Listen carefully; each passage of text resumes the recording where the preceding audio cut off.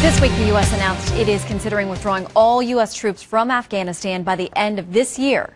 My next guest feels like that would be a big mistake, not only endangering our national security, but to her, it's appalling because she knows all too well the sacrifices our military families have made during the longest war.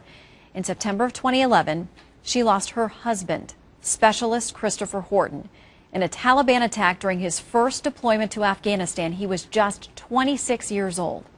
Jane Horton joins us now. And Jane, I want to start by saying there's no way that we can understand or repay the debt that you and your family and your loved ones and his loved ones have paid. So we thank you for his service and for yours now as well.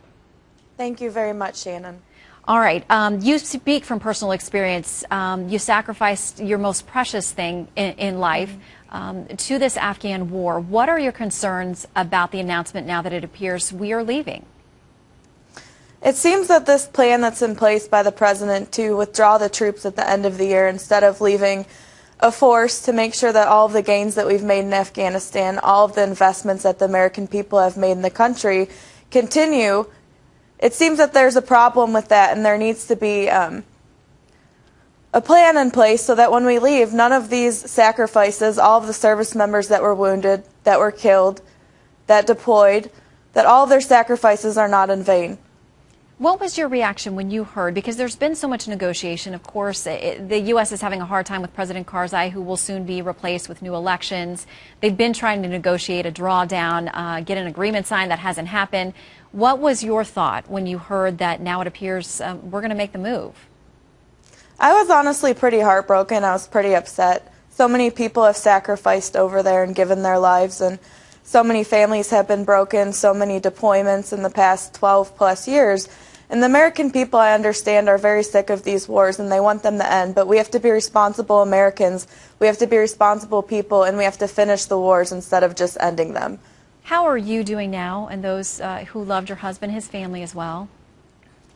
You know, we're doing okay. Each day we have a duty to make sure that we give everything for this country because our loved ones and my husband gave everything to sacrifice for this country as well. So it's very important for me to make sure that we do everything to preserve the freedoms that he gave everything for. And what would be your message tonight to the president about what he's considering? I think we learned a very, very important lesson in Iraq. You can't just pull out of a war without leaving troops behind to make sure that all of the gains that we made are still in place and that they continue to make sure that the Afghans and Afghanistan is a safe country.